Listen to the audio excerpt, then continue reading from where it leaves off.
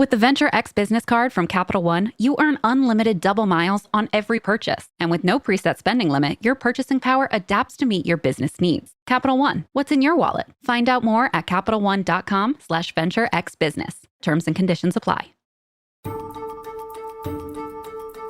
I'm Sarah Lynch, and you are listening to Your Next Move, Audio Edition, produced by Inc and Capital One Business.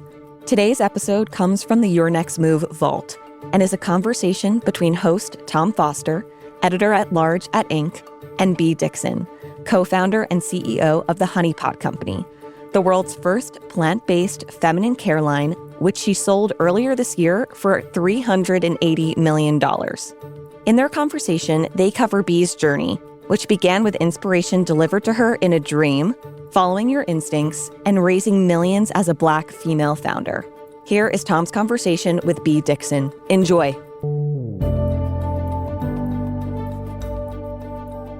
Beatrice, welcome. Thanks for being here. Thank you. So nice to be here with you, Tom. Thank you to Inc and to Capital One and to everybody that sent those questions in. I'm grateful. I can't wait to get to them. I want to start with, I'm sure we have some people who are here with us today who don't really know your full backstory. Let's just start there. And can you tell us a little bit about how you got your start and what led to you realizing there was a need for this company? Well, back in early 2011, really late 2011, early 2012, I was dealing with a year-long bacterial vaginosis infection. It would go away and come back. It was reoccurring. I would go to the doctor. I would take medicine. I would take antibiotics. I would get on all kinds of forums and things of that nature to try to just figure out what I can do. And anything I could find, I was trying. So I was really putting myself in harm's way in a lot of ways because these things aren't necessarily scientifically proven, right? But I was going through a lot. And one morning, right before I woke up, I had a very vivid dream with my grandmother. And my grandmother has been dead since my mother was 8. So I've never even really met my grandmother. But in the dream, we were sitting down at a table. She handed me a piece of paper. We were talking. And she told me that she had been watching me go through this for however long I've been going through it. And that she had something that was going to get rid of it. She handed me a piece of paper. On the paper was just a list of ingredients. And she told me that I needed to remember everything that was on the paper because I needed to write it down when I woke up and I needed to make it because it was going to get rid of it. And so that's literally what I did. You know, she just kept, anytime I was trying to talk to her, she just kept saying, no, don't look at me, look at the paper. Remember what's on the paper. And so that's what I did. And when I woke up, I wrote it down. I made it within a couple of days because I worked at Whole Foods. All the ingredients were natural. And like 4 to 5 days after that, everything that I was dealing with was gone. It was like a miracle. That is a wild story. What were you doing at Whole Foods at the time? I was like a floor buyer in Whole Body. I was a merchandiser, like I set up like end caps and things like that. But I worked in the Whole Body department. I did that for almost 3 years. So you really understood the market that you were going into, it sounds like. Yeah. I understood it on other levels as well because I began my career in pharmacy. That's how I kind of learned how to make things. And then I went to work for Whole Foods. And then I left Whole Foods and went to be a broker. And then I left being a broker and went to work for a kale chip company called Rhythm Superfoods. And then from there, I couldn't do both anymore. I couldn't work and run Honey Pot because it was just starting to get out of control. Well, I want to talk about that moment. That's a moment that we get questions about that moment a lot. And sure enough, we got a question this time about that moment when you know that it's time to say, oh, wow, I'm going to do this full time. This is real. Right. Dee Durr, who is one of our audience members today, says, at what turning point in your professional journey did you firmly decide you were going to be an entrepreneur? So again, you know, how did that transition? Can you take us to that moment? I mean, I had made the decision that I was going to be an entrepreneur that day when I made the product and it worked. I made the decision right then that I was going to make this into a business. So that was like the solid date. And then from there, everything was building towards when it could just grow and be this full-time thing. But I've never really believed in just starting a business, especially in skincare. I feel like you need to really understand that thing, and it needs to work, and the thing that you're making needs to understand people, right? Like it needs to work on their skin, and so we tested it for a couple of years, not through clinical trials at that time, but we tested it for a while, and then we realized that a lot of the people that were trying it were getting a really great result. And then that's when we launched it. But as far as when I decided that Honey Pot needed to be my full-time job and business and all the things, I was an area sales manager at Rhythm Superfoods. I was traveling 3 to 4 weeks out of the month. I managed 3 territories. And at the time, we were raising money. We had already gotten into Target. We were maybe 6 months into Target. And I was trying to raise money, work, bring over a human from from a relationship I was in from another country, and was still running Honey Pot and trying to figure out how much to order and forecasting. I mean, I was probably working 20 hours a day. Like I wasn't sleeping, I wasn't eating right, I wasn't happy. It was too much. And it was bad. And I just decided I can't do this anymore. So. I love though that at that moment, you took the leap and said, of all of these things, the thing I'm going to do is the entrepreneurial one. And at that moment, you go with it. I want to unpack a couple of things there. You mentioned that at that point, you were already several months into your Target relationship. I'm based here in Austin, Texas, where Whole Foods is based. If I had to guess, I would imagine that, and I know there are a lot of sort of consumer packaged goods companies that come up in Austin where Whole Foods becomes sort of a launch pad for them. I'm curious, how instrumental was that for you, or was Target actually first, or how did you sort of break into retail in those, it sounds like very early days, you broke into big retail? No, so this was the really early days. So we got into Target in 2017, okay, right? The really early days, actually, 7 Co-op in Atlanta was my very first retailer. My second retailer was Whole Foods, but it was regional. And we were only in one store, and we were practically giving it away because we because we didn't know how to price things. And they had a set price because they hadn't really had that type of product on our feminine wash on the shelf before. But Whole Foods was our first one. And we just took everything as it came because I traveled and got the company that I was working for. My job was to put it into stores. So what I would do is I would travel, I would go to all these stores, I would present all the products that I was supposed to present. I would then walk out the store, walk back in, and then I would present Honey Pot. And that's really how I got the product on the shelf in a lot of kind of the little baby retailers, and even in Whole Foods, because there's multiple ways you can get into Whole Foods. It can be regional, it can be a local store, it could be all the stores. For me, it was local at that time. So. Got it. I want to come back to Target later in this conversation. I know there's a lot to talk about with Target, but I want to go to another audience question right now. Christine Brooks Cropper, who's watching, wants to know more about the process of pitching Target. She asks, how did you pitch your company to Target? What did you say? What did you wear? How long were you in the market before you achieved that? Because I think I love this question because it's so real. I mean, that is an incredibly intimidating moment, and I would love to hear, how you thought about that. I guess, I've been really fortunate, Tom. I really feel like my ancestors really prepared me for this, because by the time I was talking to Target, I had already been a sales manager for a startup. I had already been a broker, right? When I worked at Whole Foods, Tom, you would have been my customer, right? If you came into the store to buy groceries, you would have been my customer. But once I became a broker, now Whole Foods was my customer. Sprouts was my customer, right? All the natural retailers that you can think about, they became my customers. So by the time I had already talked to Target, I had been pitching for 5 years to get into retailers because that was what my job was. But in the beginning, I'm actually teaching a class tonight with Target, Unbothered, and Refinery 29 about pitching.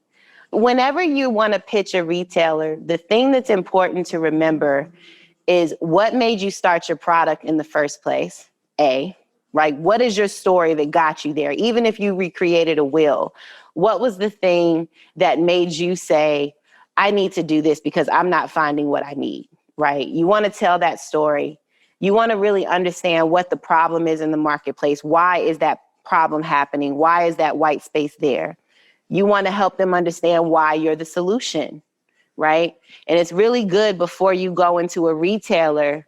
It's almost extremely important for you to have been sold online or on Amazon or in some sort of a small retail type of a setting, because you need to be able to explain to retail that you understand your supply chain, right? You understand what it means to buy things, to sell things, to make things. And you have to really deliver that message, because when you go into a mass market retailer like Target or anybody else, right, their expectation is that you know what you're doing. They aren't there to teach you. You don't even get paid when you go into Target or any retailer for at least a couple of months, especially when it's your first time, right? So it's really important that you understand that. So I knew that going in. So the presentation part, that wasn't the hard part for me. Actually, getting to the yes was the easy part for me. What was hard for me after that was raising money. That's something that I had never done before. But when you're going in, you just need to be yourself, and you need to really explain and know your product, right? And you need to know why your product and who is your product and who's your demographic. And you need to dress how you dress. Don't go into these meetings super polished up and buttoned up.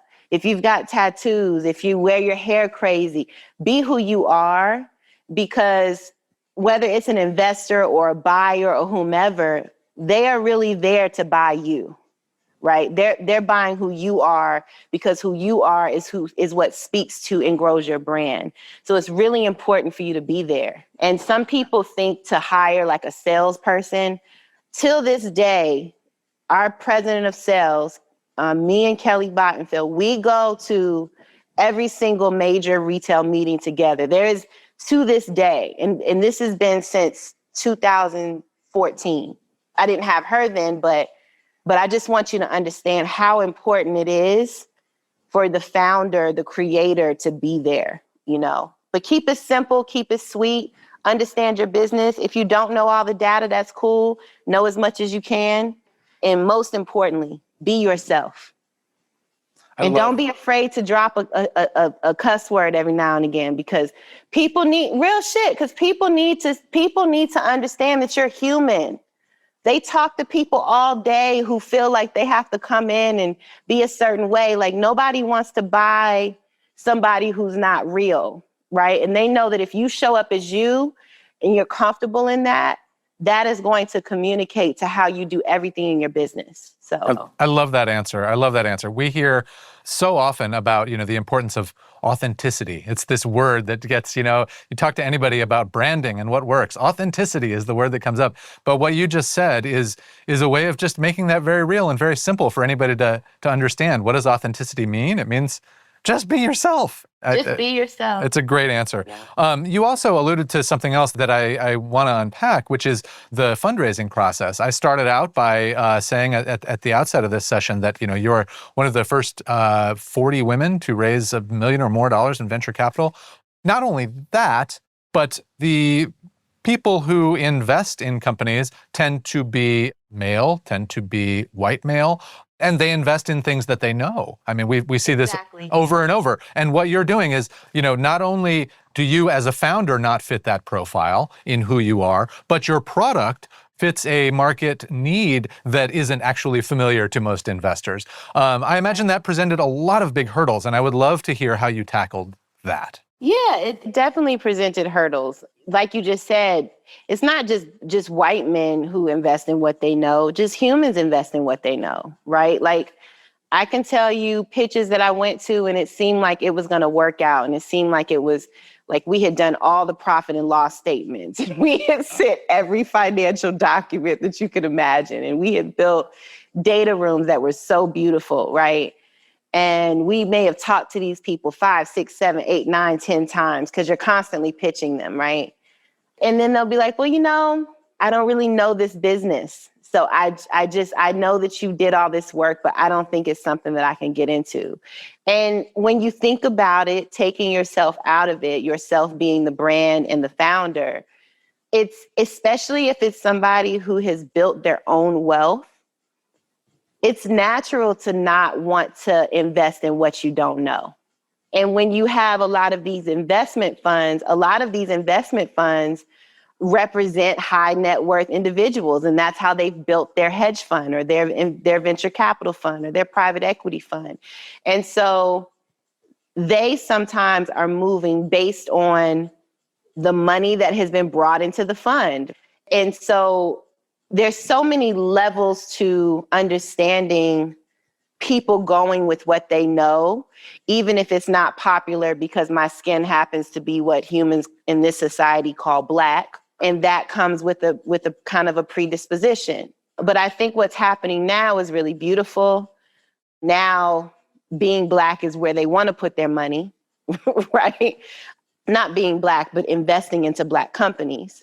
But the hurdles we faced were, sometimes there were racist hurdles. Sometimes there was bigotry. Sometimes people, sometimes it just didn't work out because they didn't understand it.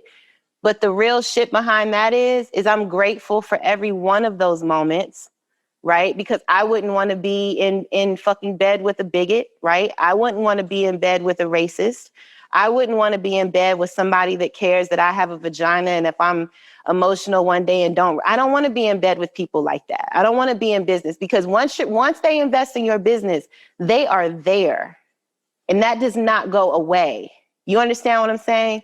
So I'm grateful for all of the hurdles. I'm grateful for all of the people that didn't work out because at least you know who they are. And when somebody shows you who they are, you should pay attention, right? And don't make a big deal about it. Just move on because you don't really have time to focus on that. Like when you got to raise money, you got to raise money. And we were desperate. It was like, we are launching in Target in April. It is January. I don't have time to focus on the guy or the woman who didn't want to invest. I got to get to the next person.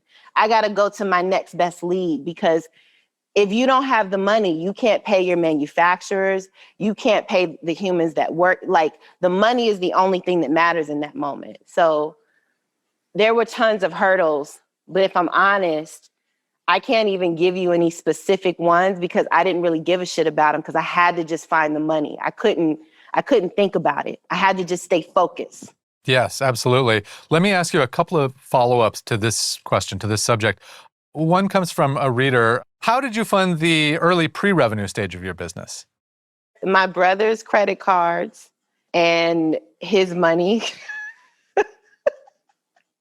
In the business, really, like before we got into Target, like literally like maybe a year before we got into Target. So from 2014 to 2015, we were just a feminine wash company. But then what I realized is that it took a long time for people to consume our product, right? And when you are a consumer packaged goods company, notice that consume is within the first word. It is imperative that people are consuming your products quick and having to come back. So what I realized is it would take like 6 to 8 weeks for a customer to come back, which is cute, but you're not going to really grow a strong business that has high growth potential and year-over-year growth that you need if people aren't coming back to consume quicker. So what we did is we found some wholesale companies. I went to a company that made pads and said, hey, let me just wholesale those pads from you. I went to a company that made wipes and said, hey, let me wholesale those wipes from you. We would just invest in as much as we could. Maybe it was $1,000 order, $2,000 order. And then Honey Pot website just became like this reseller website, right? But we went from doing like 40,000 to doing like 250,000 the next year. And then that summer is when early that year or late that year, no, it was early that year is when Target emailed us. And so we were able to go and tell that story to Target about what we did. And we were the first company that ever made washes, wipes, and pads. But that's how, because we had to be clever about what we were doing pre-revenue because we weren't making enough money with just selling one type of product. So we created a way to make money through wholesaling other people's products. And then that's kind of what got us to where we are now, being the vagina company where we just sell everything that a woman needs. And make those yourself now, presumably. Absolutely. Yeah. Everything is Honey Pot branded. Yes. Yeah. I love that you went to Target, though, and were, it sounds like, pretty open about how you went about doing that. And they probably liked the craftiness of that. Yeah. I mean, when you do this type of work, you have to think outside the box. And in the beginning, it's just hard because you only make the only money you make is what you make. And then you got to figure out how to put that back in, recycle it. You got to turn a nickel into 15 cents, and so it's challenging, but you have to really be clever when you are kind of pre-raise, in mass market retail. Yeah. Did you end up raising from investors in Atlanta, or were they elsewhere? First, our family and friends round was Atlanta, yes. But there were like people that may have lived in Florida or Boston. It wasn't mostly Atlanta, but the majority of it was because that's where the business is. I want to come back to Target, and let's talk about more recently something that made a lot of news earlier this year. Just for viewers who may not be familiar with it, you were featured in an advertisement for Target in a commercial. You said at the end of this commercial, let me just read the quote. You said, "The reason why it's so important for Honey Pot to do well is so that the next Black girl that comes up with a great idea, she can have a better opportunity. That means a lot to me." Yeah. That's what you said. And what happened when you said that? A lot of people loved it, and a lot of people, humans saw themselves in that. And then some people, didn't necessarily agree. Yeah, I mean, it's to me, it's so fascinating. It's an inspiring statement, and it became a big controversy. And again, for folks who weren't following this in the news when it occurred, your company, your products became sort of the target of a lot of negative reviews at the time and sort of social media pressure. Can you just sort of tell that story from your experience? I find it fascinating in how it sort of speaks to the polarization in our culture today, the sort of weaponization of social media. I mean, there's just so much there. And to have an entrepreneur who makes an inspiring statement just be sort of dragged into all of that is important and fascinating, I think, to understand and try to sort of work through. Yeah. I don't really think that it can be understood because you can't really control people's reactions. You can't control their upbringing. You can't control their conditioning. And sure, when it happened, we started to get a decent amount of emails and social media comments around people thinking that what I said was racist and why didn't I just say all girls, and that's fine. That's okay.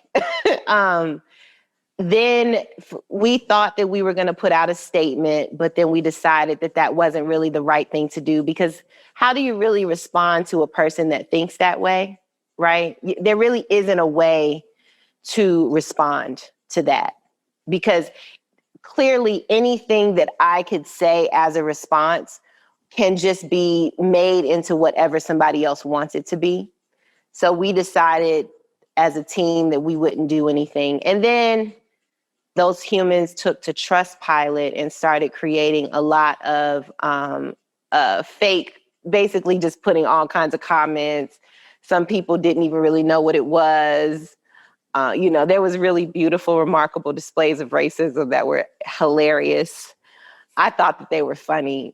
So that is the thing that really pushed everything over the edge. And one of our followers posted it and said that people needed to come to it. And then things went very viral. But again, you can't control when you've got a machine like social media, when you've got a machine like the trust pilots of the world, right? You're gonna have to understand that the good that can bring good and that can bring bad. And in my mind, I just remain neutral. I don't need it to be good or bad for me because I know that I can't control that. So, but if you ask me, there is a machine called white supremacy, and again, I'm not going to change that machine, right? That machine isn't my machine. It's not mine. So I can't relate to it. I can't make comments towards it because it's not, I don't have that sickness inside of me. But I'm grateful for all those people though, because I may not be sitting here talking to you if they didn't go to Trustpilot and create all those negative comments, if the people that came to defend us and went to the stores and bought our products, which was every human, right? It wasn't just Black people. It wasn't just white people. It was like all kinds of people. And it still remains to be all kinds of people. And I'm grateful to all of those people. It was a beautiful experience. It was the best thing that ever happened to my business, Tom. Like literally the best thing. We're going to take a quick break and be back with more from Tom and Bea.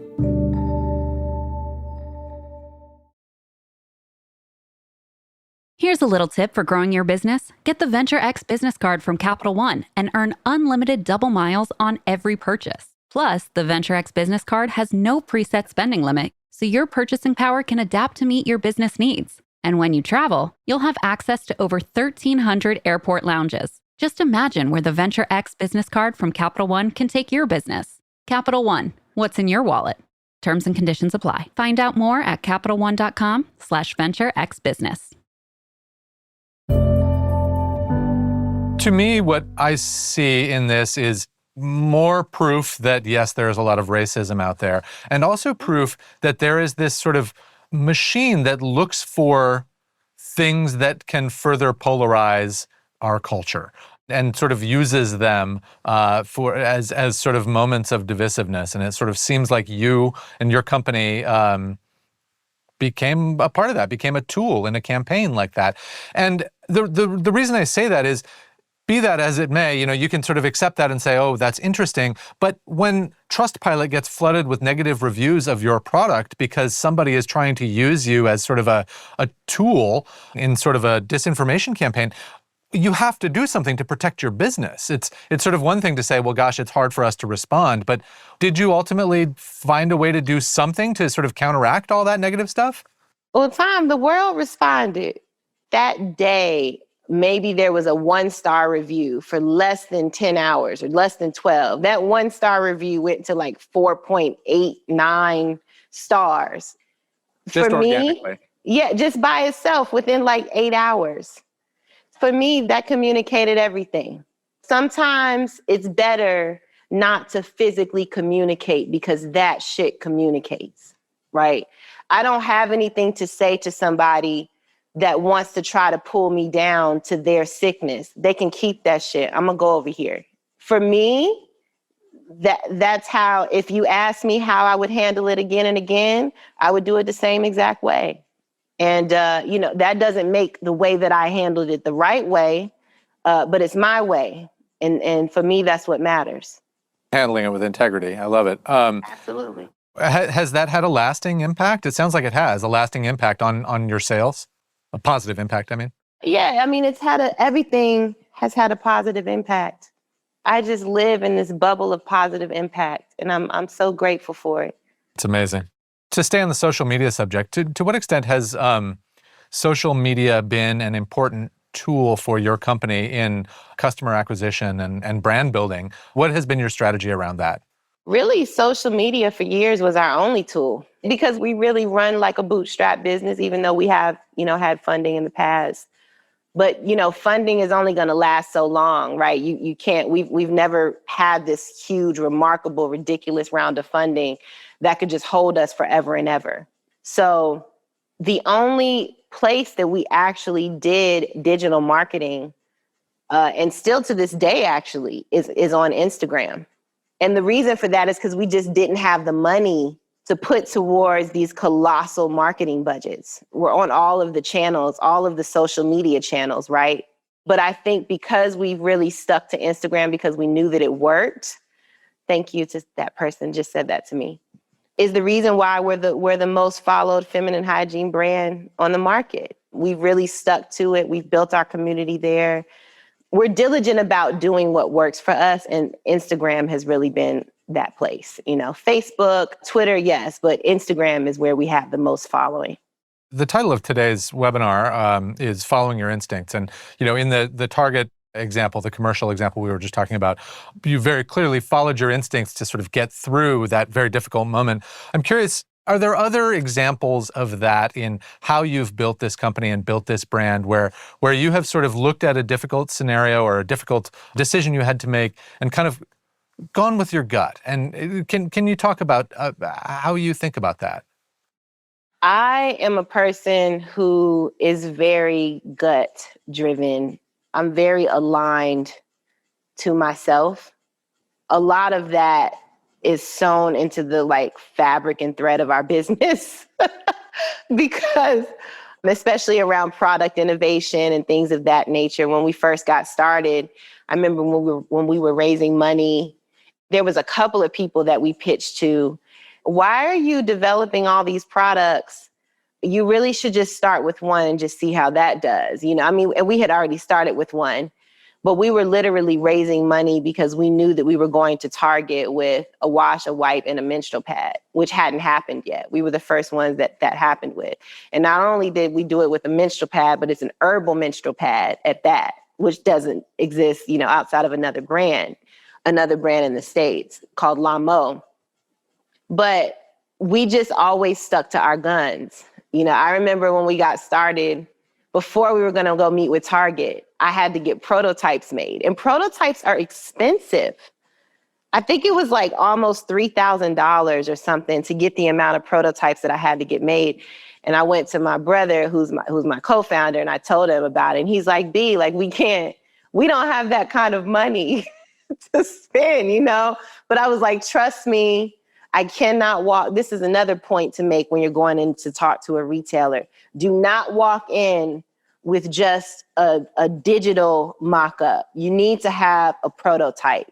And there's companies, the one that I've used for years is called Rapid Prototype.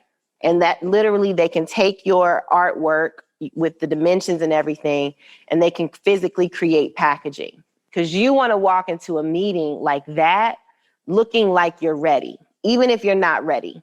So that was a scenario, and that actually worked out for us. But there's so many of them. Even how we innovate now. We innovate a lot of products almost every year, and it feels crazy when we're doing it. But I just feel that, I just started doing innovation pipeline for 2022, and the number of products is incredible. I can't even believe that it's that many products, right? But it's coming to me, and these products, these different types of product lines are coming to me, and I know that they're not coming to me for no reason. So I just feel to connect to that. I let the present moment show me what's here, and then I go from there. I don't try to force it. So I think that that's how it's worked for me personally and for our brand as well. It's a great answer, and it's great. You spoke to a subject that we've gotten numerous questions about, which is people asking, how do you think about new product development? So really appreciate that.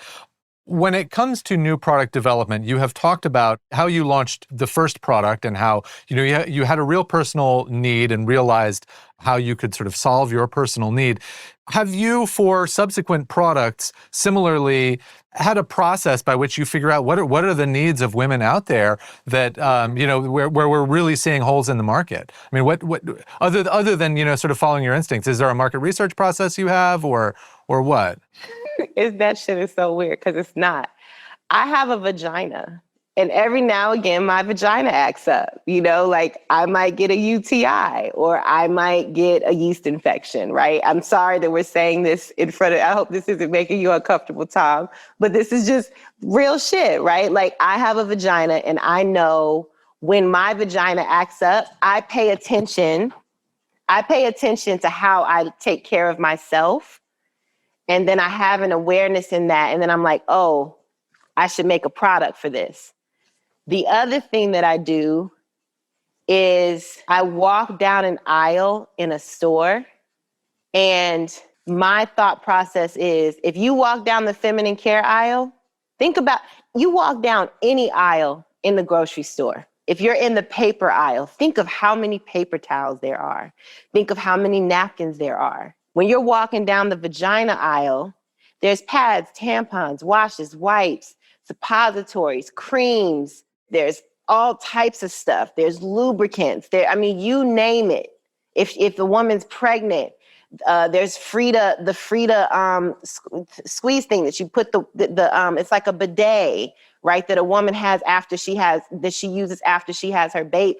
Walk down that aisle and understand, what are humans with vaginas buying? For me, that's where I start. I start at the most simplest place, right? My vagina, because I got one, so I know what it takes to take care of one, because I take damn good care of mine. I take good care of all of this. And what is it that she's buying? When I'm in the grocery store, or if I'm in Target or Walmart, I think about what has historically been on these shelves for years and years and years and years. Cool. I just need to make natural versions of that shit. Why make it hard? I don't need to make it hard. I don't need to recreate a wheel, right? I just need to make something that's cleaner, that's effective, that actually is useful and works, that people need to consume and need to use. That's what I focus on. And I don't try to make it difficult from there. I keep it simple. Love it. We talked about in the Target story, we were talking about that, that quote in the commercial, you said, it's important that the honeypot company succeed so that the next Black girl who with a good idea comes along can seize that opportunity. I'm curious how you have thought about, your role and your success as a platform for helping other people succeed, and to what extent you have sort of proactively tried to become a mentor to people. I think the most important way that people can succeed is when they love themselves. I think that is really essential in these times. We're not taught to love ourselves, to care for ourselves, to take care of ourselves oftentimes, right? We have to really go out of our way to do that. And so before I mention anything about being a mentor or helping people think about how they start their businesses, I want to help them. I want to understand where they are mentally, because nobody ever tells you how important that shit is, right? If you aren't happy, if you aren't well, if your mind is not vibrating at a really good vibration, it's going to be hard for you to deal with the stresses that are going to come from running a startup. And anything under 90 million, you guys, is what the SBA considers as a startup. So that's first and foremost. Secondly, I'm always willing to help anybody. If anybody asks me for something or needs help, or is trying to raise money, or they're trying to get into stores, or they're trying to figure out what their products are, I'm here for it, because I know what it's like when you don't have somebody to ask. I know what it's like when you ask for help and somebody's got their hand out. Like, if you want me to help you, you got to do this for me. And I think that that's some bullshit, because there's been so many times that people have taken advantage of the desperation that can come with doing this type of work. And so I'm willing to go out of my way to help if I can. I'm not going to be the mentor that you can call on once a week, because I don't have that kind of time. It's really important for me to have my own personal time. And I can, because I'm a giver, I will just give. And in the past, I haven't been well from giving because I try to give way more than what I'm trying to give for out here. And I should only be trying to give for the end of here, right? You can't give everything, because if you give everything, then you're pouring you're giving everything. You're pouring from an empty cup, and that you just can't do that. And so I'm here for being a mentor. I'm here for helping, but it's probably not going to look like your average mentor. And I honestly think that I don't really think that people necessarily need mentors. I think that you just need to pay attention and ask questions and do the thing and have people that you go to. But I feel like a lot of times when people want a mentor, they feel like they need to lean on this person all the time. And I don't think that that's necessary. I think that you have to fall and you got to scuff your knee and you got to like get a concussion and you really have to fail to understand what it means to win, because it's important to know what that other side of the fence looks like. And if you've got somebody there to support you all the time, which I have a Simon who is like, a lot of people don't have a Simon. My brother is like one of the dopest humans on the planet. You understand what I'm saying? He's smart, he's intelligent, he's giving, he's all these beautiful things. And he's always been there to support me, but we've always been there to support each other. And I think that in our supporting each other as business owners together, I think that it's really important that we fail sometimes, because then we can have respect for what it means to fail so we don't do that shit again. You know what I mean? I do. We have talked a fair amount about your experience as a founder of Color, a little less specifically about being a female founder. I want to ask you a question from Arlene Winsborough, who's watching right now, who asks quite simply, have you had to deal with scenarios where you are not taken seriously because you're a female entrepreneur, or are spoken to in a condescending manner because of being a woman? Yeah, absolutely. How do you handle it? I don't give a shit about it because it's not mine. In the past, I may have been defensive or it may have hurt my feelings or any of, but at this point, like, who cares? I don't care if somebody doesn't like me because I'm a woman or thinks less of me because I'm a woman. All that you just did in that moment, it showed me that I can never talk to you again. So like, cool, got it. I know what box to put you in. I'm gonna go do what I want to do. I don't care. Am I a person of color or am I a fucking human being? I see myself as a human being. I am an earthling. I am the same as the trees and the birds and the water and the air and everything that is organic to this planet. And so in that, I'm a spiritual being wrapped up in skin. And my skin so happens to be a really pretty color. But Tom, just like you, I got 2 eyes, I got a nose, I got 2 ears, I got a mouth. There's so much more about us as humans that make us all alike. And we focus on one thing, which is a skin color. It's silly, man. It's silly. Yeah, and it's so interesting because of what you just said.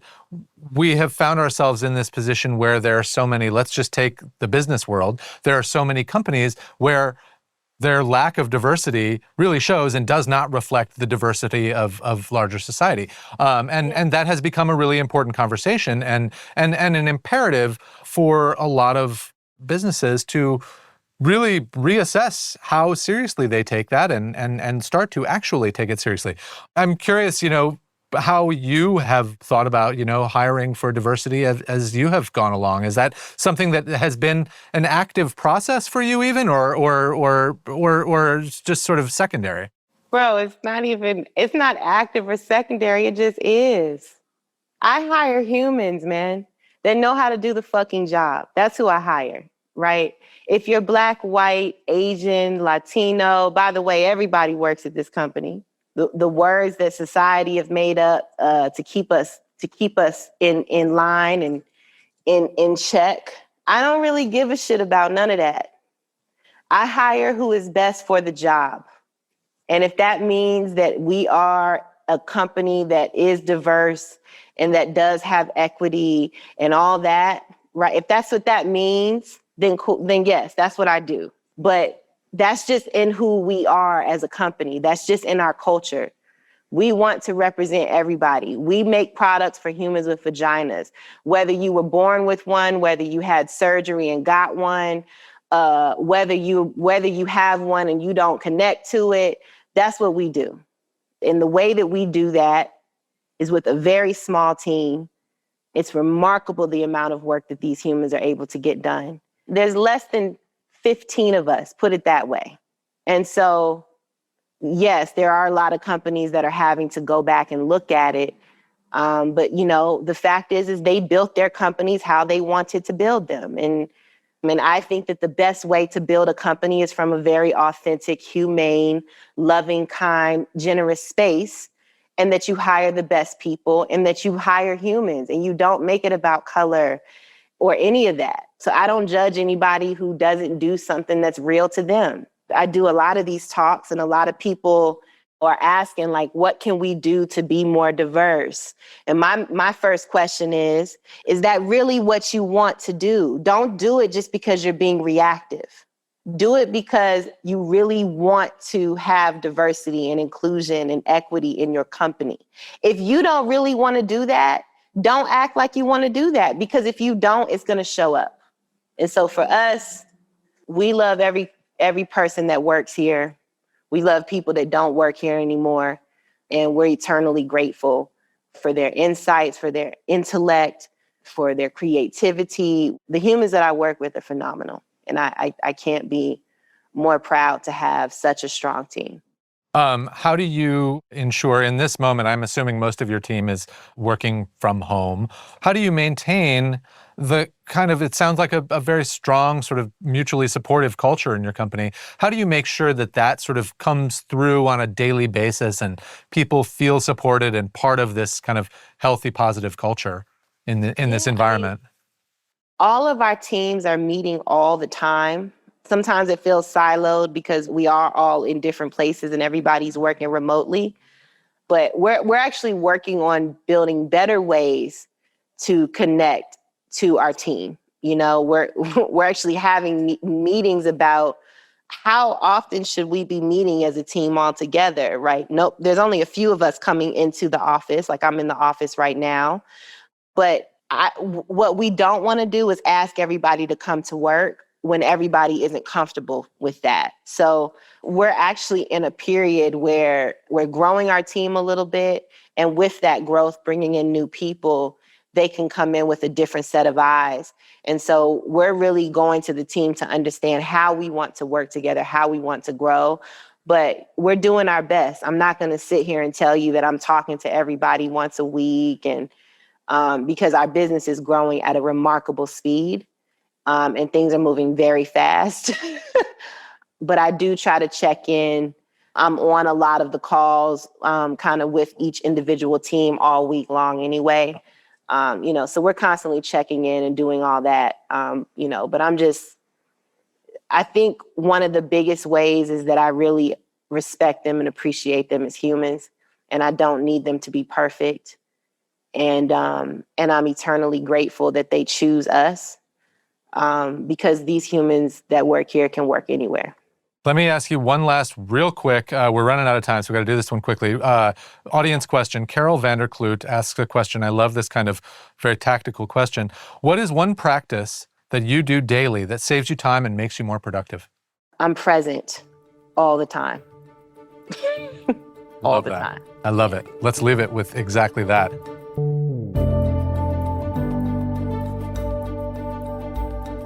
That's all for this episode of Your Next Move. Our producer is Matt Toder. Editing and sound design by Nick Torres. Executive producer is Josh Christensen. If you haven't already, subscribe to Your Next Move on Apple Podcasts, Spotify, or wherever you listen. Your Next Move is a production of Inc and Capital One Business.